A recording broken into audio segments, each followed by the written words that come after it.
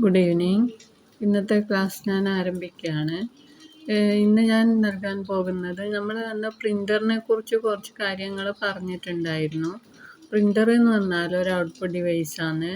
പിന്നെ അത് പ്രിൻ്റർ നമുക്ക് തരുന്നത് ഹാർഡ് കോപ്പി ഔട്ട്പുട്ടാണ്.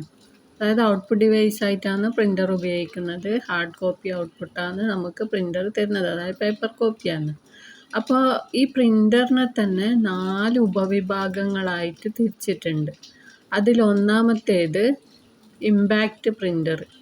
ഇമ്പാക്റ്റ് പ്രിൻ്റർ എന്ന് പറഞ്ഞാൽ അതായത് നമ്മളിപ്പം ടൈപ്പ് റൈറ്റർ ചെയ്യുന്നില്ല, അതുപോലെയുള്ള പ്രവർത്തനമാണ് ഇമ്പാക്റ്റ് പ്രിൻ്ററിൽ നടക്കുന്നത്.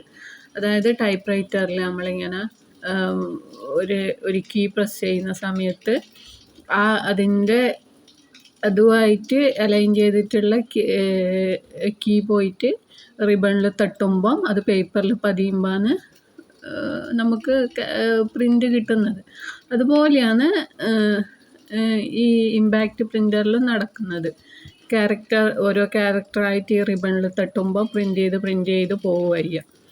അപ്പോൾ ഇതെന്ന് പറഞ്ഞാൽ കുറച്ച് നോയ്സിയാണ്, അതായത് ശബ്ദം ഉണ്ടാക്കുന്ന പ്രിൻ്ററായിരിക്കും. അതിന് എക്സാമ്പിളാണ് ഡോട്ട് മെട്രിക്സ്, ഡെയ്സി, വീല് അതുപോലുള്ളവ. പിന്നെ വരുന്നത്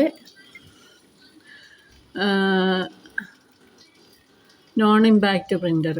നോൺ ഇമ്പാക്റ്റ് പ്രിൻ്റർ എന്ന് പറഞ്ഞാൽ നോൺ ഇമ്പാക്റ്റ് പ്രിൻ്ററിൽ നേരെ തിരിച്ചാണ്. അതായത് നമ്മളിപ്പോൾ ഒരു പ്രിൻ്റ് ചെയ്യുന്ന സമയത്ത് ഇതുപോലെ ക്യാരക്ടറിൽ തട്ടുമോ റിബണിൽ തട്ടുമോ അങ്ങനത്തെ ഇതൊന്നുമില്ല, ഒന്നിച്ചിങ്ങനെ പ്രിൻ്റ് ചെയ്ത് വരികയ്യ.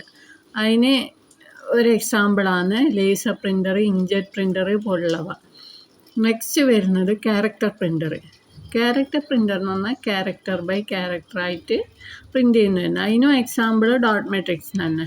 പിന്നെ നാലാമത് വരുന്നത് ലൈൻ പ്രിൻ്റർ, അതായത് ലൈൻ ബൈ ലൈനായിട്ട്. ലൈൻ ബൈ ലൈനായിട്ട് എന്ന് പറഞ്ഞാൽ അതായത് ഒരു അറ്റ് എ ടൈം ഒരു ലൈനാണ് കണക്കാക്കുക. അപ്പോൾ അങ്ങനെ ഒരു ലൈൻ പ്രിൻ്റ് ചെയ്ത് കഴിഞ്ഞിട്ടാകുമ്പോഴാണ് അതിൻ്റെ സ്പീഡ് നോക്കുക. ലൈൻ ബൈ ലൈനായിട്ട് എത്ര ലൈൻ ഒരു മിനിറ്റിൽ പ്രിൻ്റ് ചെയ്യുന്നുണ്ട് നോക്കിയിട്ടാണ് നമ്മൾ അതിൻ്റെ ഇത് കണക്കാക്കുക. ഇത്രയാണ് നമ്മളെ പ്രിൻ്ററിൻ്റെ ക്ലാസിഫിക്കേഷൻ. അതിൽ ഒരു ഇപ്പം ലേസർ പ്രിൻ്റർ തന്നെ ശരിക്കും എന്ന് പറഞ്ഞാൽ ബൈ ഡയറക്ഷണൽ പ്രിൻ്ററാണ്. ബൈ ഡയറക്ഷണലും ഉണ്ട്, യൂണി ഡയറക്ഷണലും ഉണ്ട്. യൂണി ഡയറക്ഷണൽ എന്ന് പറഞ്ഞാൽ ഇപ്പം നമ്മൾ ലെഫ്റ്റിൽ നിന്ന് റൈറ്റിലോട്ട് പ്രിൻ്റ് ചെയ്ത് പോകുമ്പോൾ പ്രിൻ്റ് ചെയ്യും. പിന്നെ റൈറ്റിൽ നിന്ന് ലെഫ്റ്റിലോട്ട് വരുമ്പോൾ പ്രിൻ്റ് ചെയ്യാണ്ട് തിരിച്ചു വരും. പിന്നെ അടുത്ത ലൈൻ അതേപോലെ പ്രിൻ്റ് ചെയ്ത് പോകും. അങ്ങനെയാണ് ഉണ്ടാവുക. പിന്നെ ബൈ ഡയറക്ഷണൽ എന്ന് പറഞ്ഞാൽ അങ്ങോട്ട് പോകുമ്പോൾ ഇങ്ങോട്ട് വരുമ്പോൾ ഒരുപോലെ പ്രിൻ്റ് ചെയ്യും. അതാണ് ബൈ ഡയറക്ഷണൽ പ്രിൻ്റർ.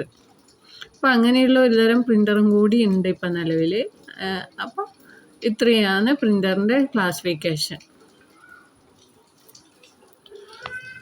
ഇന്നത്തെ ക്ലാസ് ഞാനിവിടെ നിർത്തുന്നു. ഇതിനെക്കുറിച്ച് എന്തെങ്കിലും അഭിപ്രായങ്ങളോ അല്ലെങ്കിൽ എന്തെങ്കിലും ഉണ്ടെങ്കിൽ എനിക്ക് കമൻറ്റ് ചെയ്യുക.